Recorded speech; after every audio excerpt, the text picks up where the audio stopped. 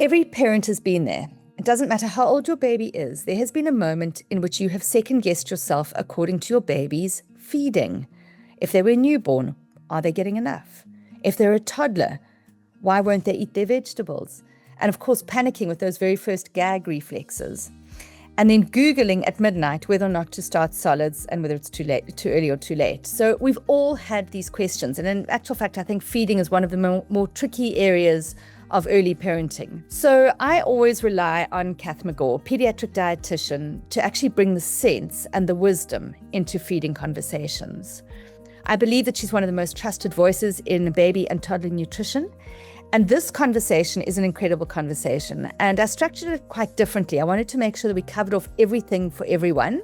And so we look at the different age bands, and for each age band, newborn, baby, toddler, I actually took the most common questions that came up for that age band. So for instance, in the newborn weeks, one of the big questions is my baby actually getting enough? And in fact, that's one of the reasons why parents often will give up breastfeeding, is because they are, or stop breastfeeding, is because they're not sure if their baby's having enough. And so Kath and I have a look at what are the reliable signs for that. Then, of course, we had a look at weaning, because the big question is, when is the right time to start weaning your baby? And we have a look at the science and how you can really know whether or not your baby is ready. And then for older babies, we had a look at gagging versus choking, because I think every single one of us has had a baby gag in front of us, maybe not choke, but certainly gag, and wondered, are they going to survive it? And we talk a little bit about the difference between gagging and choking. And you'll never really look at gagging or choking in the same lens after this conversation. And then, of course, we go into the picky toddlers. So we talk about how little can a toddler eat and what you can do in order to get your toddler eating better. And then we kind of go down a myth-busting route. So we have a look at all the big myths that persist around feeding at the moment. And we just have a look at what does the science say about those myths. So this is almost like a feeding masterclass, like the practical science-backed information that you need in order to feed your baby. So do hit play, don't go away. Please do subscribe to Meg Faure, Sense by Meg Faure. And also do share this, because it's a really useful podcast for any other mum. Welcome to Sense by Meg Faure, where we make sense of the science and art of parenting. Parenting is grey, gritty, and beautiful all at once. And my life's work as a healthcare professional is helping parents feel more confident in a season that can feel really overwhelming. In each episode, we share honest conversations with real mums, dive into the science with experts, and simply make sense of it all in practical ways. This is your space. You're not alone, you're held. So let's unpack the journey of a lifetime with sense. So we have Kath with us here today. Welcome, Kath. Hi, Meg. Thanks for having me. It's always good to have you. And of course, today we are going very deep on the subject of nutrition and diet for little ones. And I thought we'd go on to some quite catchy things, so we could cover off everything from birth all the way through to toddler. So there's something for everyone. And I'm going to kick off first with 5 rapid fire questions. So as far as possible, Kath, if you can stick to a yes or no. If it's too difficult, one phrase to substantiate what you're saying. Are you ready? I'm ready. Excellent. Okay. Question number 1. Should every baby be on a probiotic? No. Question 2. Is formula feeding ever a better choice for a baby? Yes. For children who have specific nutritional inborn errors of metabolism or something like that, yeah. Excellent. Number 3. Can a toddler survive nutritionally on only 5 foods? Yes. That would have a lot of moms breathing. Number 4. Should parents ever use food as a reward? Never, no. And number 5. Is a vegetarian diet safe for babies under 1? Yes, if done with appropriate help and advice. I love it, Kath. Well, I think we have definitely given people some food for thought. And so now what we're going to do is I want us to start to look at the different age bands. And I've kind of want to break this down into the 4 main phases where big questions come up. And so I'm looking at the newborn milk phase, and I've got a question for you on that. I'm then going to look at the weaning window, so that period in which parents are actually thinking about weaning, and I'm going to give you a question around that. We're then going to talk about the 6 to 12-month-old age band, and then the toddler. And I've got a question for you on each of those age bands. So let's kick off in the first 6 weeks. And obviously, our most important nutrition at that stage is milk. And we know that in those brutal first few weeks, every mom is obsessing on whether or not their baby is having enough. It's like the most common question, is my baby getting enough food? What is the single most important thing that you think that moms in this window need to know? I think the important thing is is your baby growing? So gaining weight adequately and growing in their height? Is your baby passing enough stools and having enough wet nappies? So I would say those are the fundamental questions a mom would ask herself, and she could be at peace if she can say yes to those questions. Yeah, and I think it's very tricky at that time because moms are often feeling like their babies are not getting enough because their baby's crying quite a bit. And so what I'm hearing you say is that rather than watching your baby's mood or state, you're looking for growth signals as well. Does mood and state come into it? Does sleep come into it? Or is it really just all around how your baby's growing? Yeah, I think I like the way you phrased that. I think babies are trying to figure the world out, and crying is not necessarily a sign that they are hungry. It will be one of the ways they communicate hunger, but it's not, when you fed them and they're still crying, it's not necessarily a sign that they need more food or that they're not getting enough.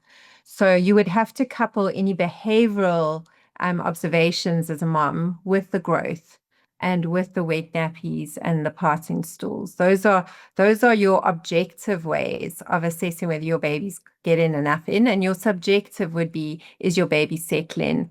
But that's not sufficient and only reliant on milk and intake. So if I'm a mum at home and I am worried about their weight and their growth, I'm obviously not able to measure them in the same way as I would if I was going to a clinic. I can look at them outgrowing their baby grows. Should I be getting them weighed regularly? And what if I can't get there? How do I know? So ideally, if you are a first-time mom, I would really recommend getting your baby weighed in the first the first few weeks weekly, and then after 6 weeks, every 2 weeks, and then by 3 months, you can go to once a month. And that would be the most ideal. If your baby's having about 6 to 8 wet nappies a day and comfortably passing stool daily, if they are on a formula, if they're breastfed babies, they might pass lots of stools in a day, or they might pass a stool in the week, one stool in the week. That's also normal. To assess whether your baby is growing without weighing is quite hard, because it would be and if you're a first-time mom, it would be quite a subjective thing, because you wouldn't really know what you're looking for. And I think that would be a little bit difficult. So if you're doing exclusive breastfeeding and you're happy that your baby is making enough wet nappies, that will definitely put your mind at rest, because a baby that is not getting enough liquid intake won't make enough wet nappies and therefore won't get enough nutrition in.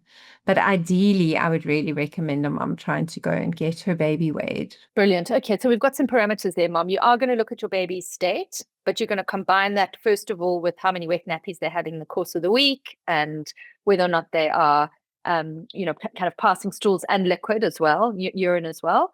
And then obviously layered over that, you're going to do the weighing, which you'll hopefully get in once a week. So that's a great answer to that question, Kath. So I think I'd like to move on to the next question for the next age band, which is our weaning window. And of course, we call it a window for a very good reason, that it is a range of time.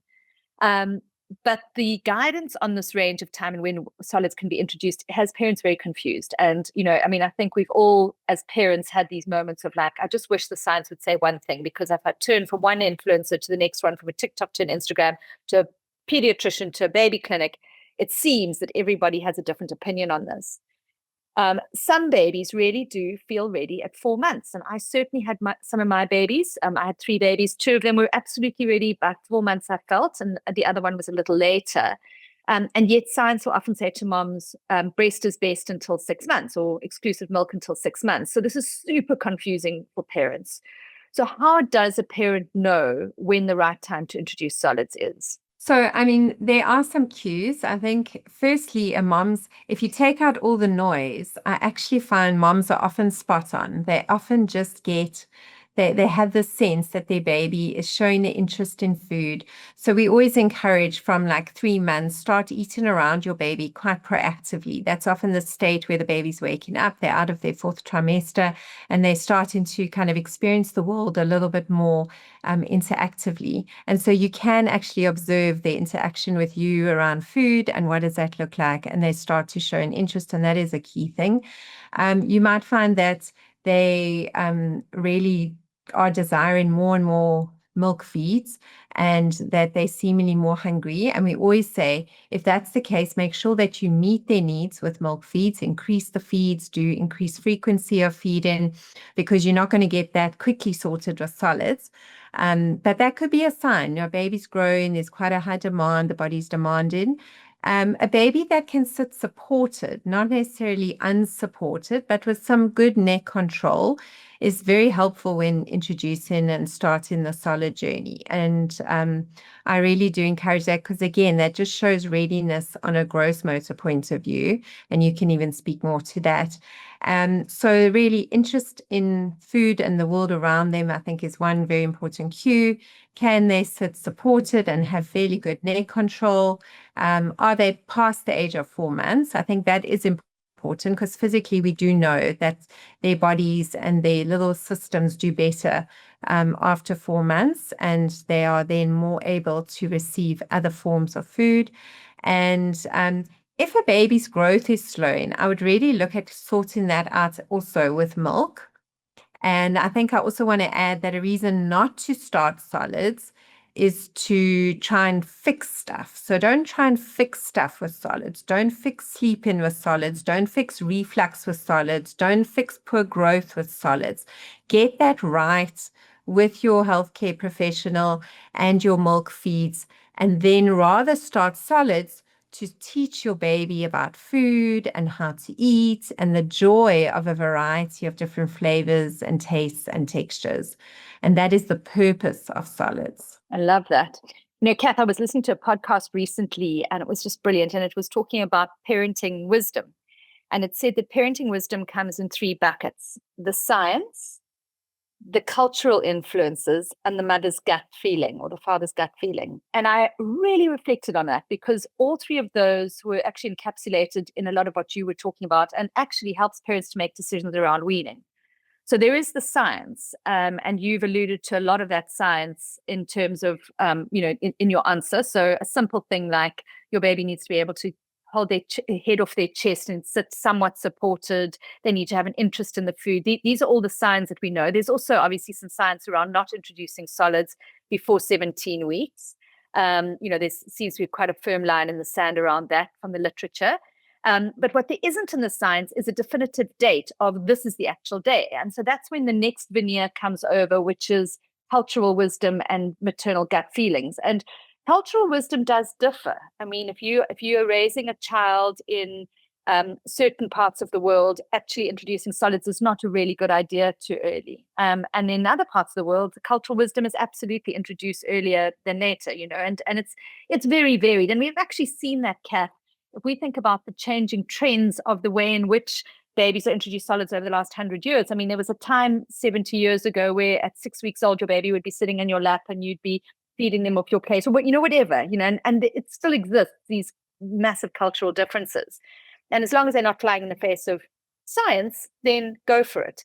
And then, of course, the overriding one, which is the one that you've alluded to, is, of course, mother's gut or father's gut, your gut feeling, your instinct, which, as you said, 9 times out of 10, you actually know it when your baby's ready. So, yeah, I think that's a good approach to take when we talk about weaning and the weaning window.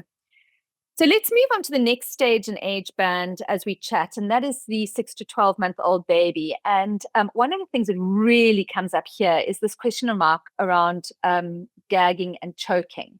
And I think, it's absolutely terrifies parents, like first time that they see their baby kind of do that kind of tongue out and kind of feeling, and you thinking, oh my goodness, my baby's going to die, they must be choking.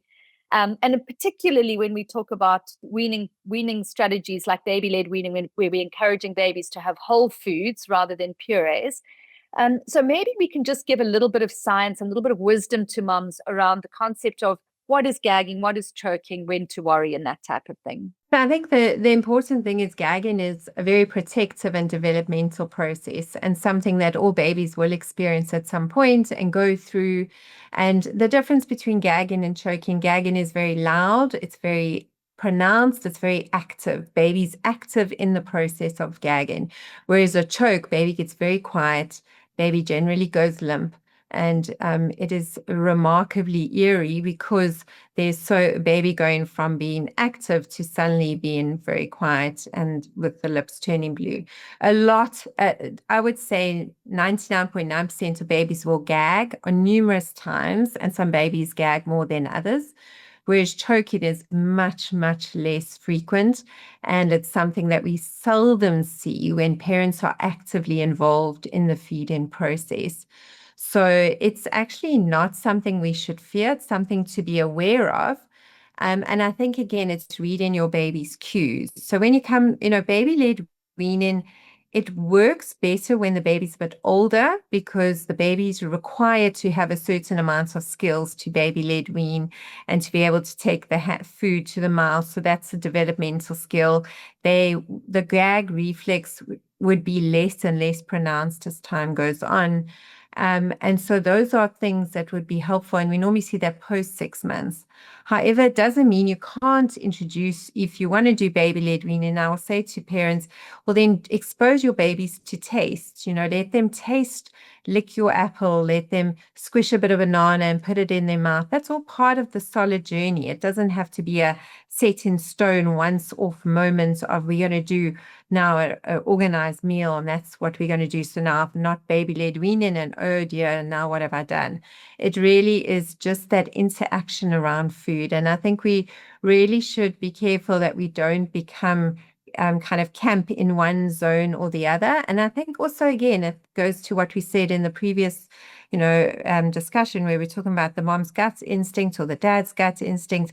Parents often have a really knowing of what works for their baby, and then also what works for you. I've had some parents who say to me, I just could not face doing a messy eating, and we have to kind of work with the parents around the importance of messy eating, how it's critical and all of that. But that parent probably will be more comfortable on a bit of a spoon and bowl journey, and then we'll look at the 2 bowl journey that you and I often talk about and that sort of thing. So that again comes to, it's not just about the baby, it's also about the dynamics in the home, what's going to work for you as a family. But the whole gag and the whole choke story is really got a lot to do about your baby's developmental space and your engagement with your baby around the mealtime. So if you're a very engaged parent at mealtime, which I would encourage 100% of parents to be, because you are trying foods and you're doing different things, your baby's chance of choking is very unlikely. Your baby's chance of gagging is very likely. And when they gag, you observe, you watch, and you just calmly help them navigate the food in their mouth. And you might have to just take it out if they're struggling a little bit, to just do with it what they need. And then also in the beginning, if you are very anxious about choking, choose stuff that is bite and dissolvable, stuff that they can suck on and get juice out of, stuff that is very mushy, that it cannot be hard or lodged. Then that's going to take away your anxiety, which I think is also a very important part of the whole process. Yeah, I think that the parents' anxiety and emotions, it has a massive layer over this, and I think it's good to recognize that. I mean, I've had moms on my podcast before, actually one in particular who I'm recalling, who she could never have gone down the route of baby-led weaning because she was just so anxious around choking. She'd witnessed a choking event when she was, in a sibling, and so, she just never wanted to go down that. She wanted the control, and then she needed to navigate that in her own psyche before she could actually navigate it with her baby. And I really also love what you spoke about there in terms of that choking is actually not a very regular occurrence, but gagging actually is. Gagging is common. And actually, it's a reflection that your little one is learning and is navigating textures and is developing. And sometimes those road bumps along the way are a good thing. So yeah, I think it's reframing those kind of road bumps as something that's actually a positive, rather than this is something to be avoided. So that's a great response, Kath. Thank you. And then, of course, we move on to our toddler years for our toddler mummies who are listening and dads. And this is a very common question around how much variety toddlers need. And we alluded to it in the first rapid fire questions. If we do have little ones, toddlers, who are refusing to eat and maybe only limiting things to only 5 foods, and generally they're all, let's say, white foods, which is, your kind of breads, pastas, yogurts, dairy. Is this a phase that mums just know that their little one will move through? Does it have to do with personality? Is it a nutritional problem? Or is this simply a power struggle that will be navigated and needs to be navigated? Today's Dose of Sense is brought to you by ParentSense, the expert-based parenting app that gives you daily support from pregnancy to sleep, feeding, and daily routines. Take the guesswork out of parenting. Download ParentSense today and use the code SENSE50 for 50% off. Is this a phase that mums just know that their little one will move through? Does it have to do with personality? Is it a nutritional problem? Or is this simply a power struggle that will be navigated and needs to be navigated? So I think definitely toddlers will go through picky eating phases. It's part of their job description. It's part of their kind of cutting the umbilical cord and realizing there's a lot of power in the eating space. And when they realize that, they can use it to their advantage or disadvantage. And so I think that is the one thing that is normal. So we need to normalize it. I think the second thing is don't get swept away with the whole anxiety of your toddler's going to starve. If your toddler lives in a home where there's access to food, where food is around at numerous times in the day, the chance of your toddler starving is highly, highly unlikely. And this is for a neurodevelopmentally normal, typical developing toddler. What I normally do suggest still in this phase is, and according to the American Association of Pediatrics, they encourage breastfeeding up until 3 years of age. So what they're actually saying is that toddlers do still need a form of a nutritious milk up until 3 years of age. And this also is nice to kind of include towards the end of the day to kind of fill the gaps for everything that wasn't eaten during the day, because that can also put your mind at rest. And then to offer in lots of opportunities, but not consistent feeding all day. So we've got to be very careful of the toddler grazing the whole day. And so offering like mealtime opportunity, and then there's a break, and then there's a little snack, and then there's a break, and then there's a mealtime and a snack. And that is very effective in that a toddler's they thrive on routine. So they can expect to know what's coming when. It gives them multiple opportunities to kind of eat when they are genuinely hungry. You also don't have to overfeed and give an abundance of food, because their little tummies are small, but their attention spans are even smaller. So they tend to lose interest in their food very quickly, because for them it's just an activity and they'd rather be doing a whole lot of other things. And then also you need time out where you're not feeding your toddler, where you can actually engage with them and play in other things, cuddling and doing storybook reading or playing in the garden, and not constantly on their case about food and feeding and eating all the time, because that's exhausting for you and it changes your relationship with them.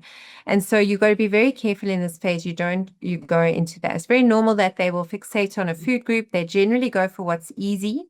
If you want in the more challenging foods, they often do better with that early on in the day. Even like leftovers of supper for breakfast is a very good option. And then rather give them like a porridge at night, which is super easy to eat, because their days are very busy. They've got a lot of information coming in at them all day. So by the end of the day, they're not really in that space where they're going to be open to trying a whole lot of sensory experiences with food. And you want to get that more in the day. And then also, I often find toddlers will eat at their school in a social space. And then when they come home, you don't have to redo a whole nother big social balanced meal idea. Again, that's another space where you can actually do just a very easy meal at the end of the day, like a smoothie bowl, It could be your porridge. It could be, some boosted yogurt bowl. So something like that, that is going to just be easy. Fill their tummies before bed. Give them their nutritious breastfeed, hopefully. And if that's not happening anymore, then there's a lot of good nutritious toddler milks. And you can give them that at the end of the day. And then that's it for the night. And again, toddlers, they love anything quick and easy. So be careful of the bottle feed in all day or bottle feed in all night. Those are the kind of pitfalls we fall into. And I really want to just say to moms, something that I'm really saying more and more often is that don't get so anxious about your toddler's lack of eating that you end up giving them very non-nutritious foods just because you want them to eat. And I've had that so many times, more and more in my practice, actually, over the last few years, is just parents. I think it's because of the level of anxiety that we parent in with these days, where parents will be like, well, at least he's eating a packet of chips, or at least he's eating a chocolate biscuit, or so you kind of lower your nutrition standard to such a degree that actually becomes more harmful for your child. And when a toddler tastes sugar and they taste salt that's artificial, they are going to lose their taste for the good fruits and the veggies and things like that. That is going to affect their taste buds.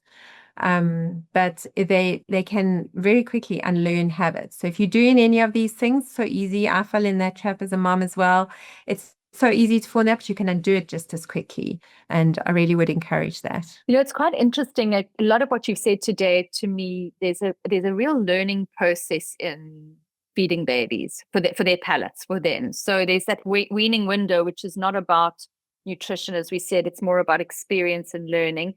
And it's the same with the toddler, that their palates learn a certain approach, that things are either going to be very smooth or one texture, or that certain colors are dangerous because they have always associated green with something that feels unsavory to them, or that they actually get fine-tuned on if it's not sweet or salty or very flavorsome, it shouldn't be eaten, so they start to, so we really do train our little ones, and we have this window of opportunity in the early years to do that. And I love the fact that you said we can always start again, because I think a lot of parents actually really think that they've lost the battle if they've got a 3-year-old who's a picky eater. And actually they haven't. They really haven't. The one thing that I would like to just touch on, Kath, that I just wanted to clarify for myself as much as for the moms. At the beginning of the conversation on the toddlers, you said that the American Academy of Pediatrics recommends milk until 3 years old. And I think, I've always had this feeling that the problem with the picky eater is that we can get into a cycle of feeding milk and saying, well, now the milk's taking care of all the nutrition. It doesn't matter if they're not eating solids, or going, we want them to eat solids, but we're filling them up with milk. And so actually we're killing their appetite for solids. How do we get that balance right? How do we know how much milk for a toddler?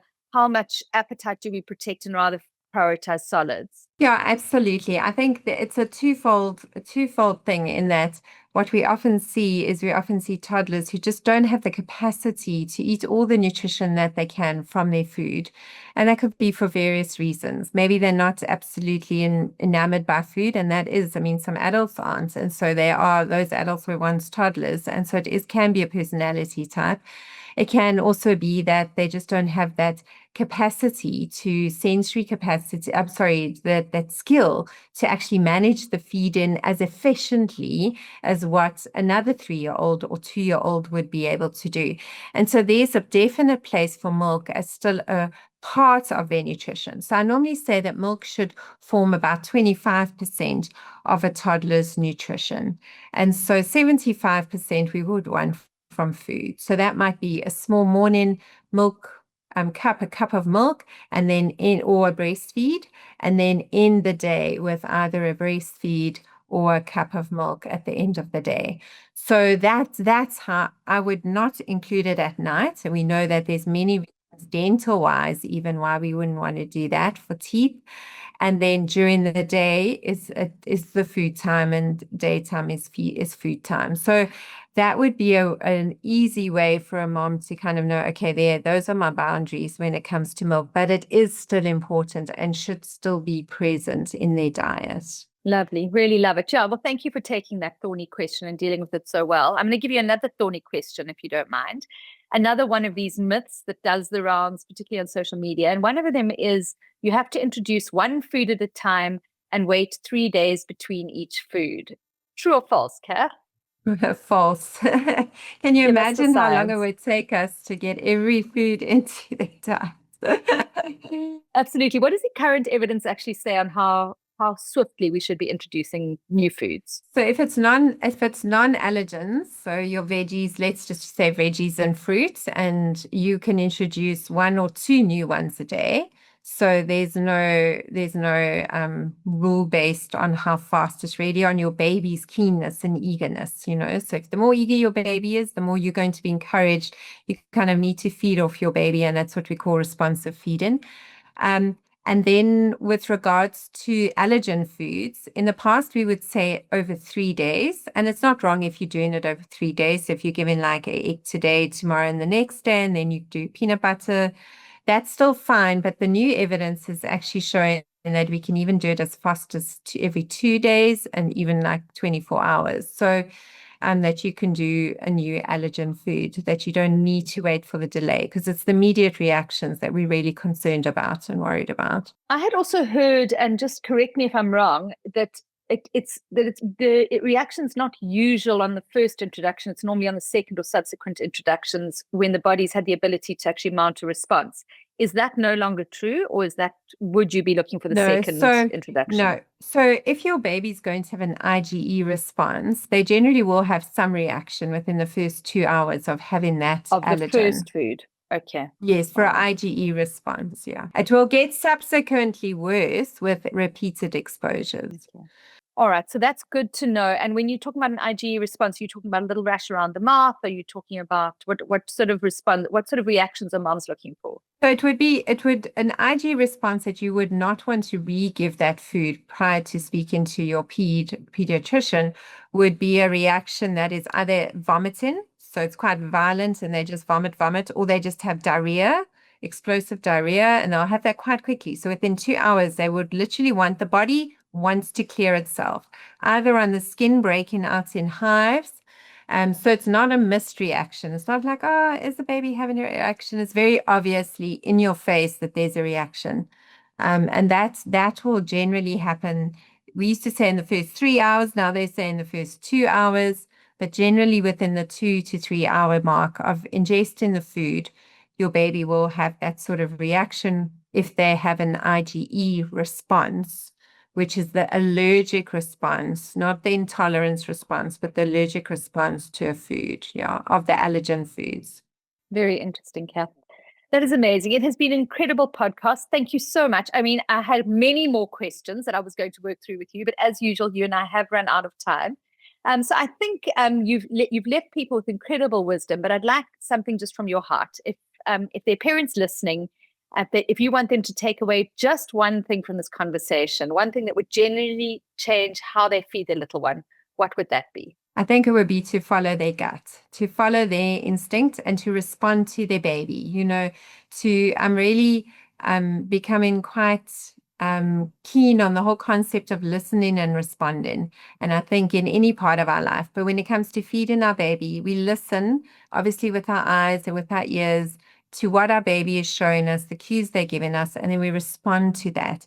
And I think if we do that in the feeding space, you will have a lot more joy in the feeding, a lot more fun in the feeding, a lot more success with feeding. Yeah, I really love it, Kath. That's wonderful advice. I know moms, if you're listening to that, and dads, you might sometimes feel like it's hard to hear your gut because there's a lot of other noise.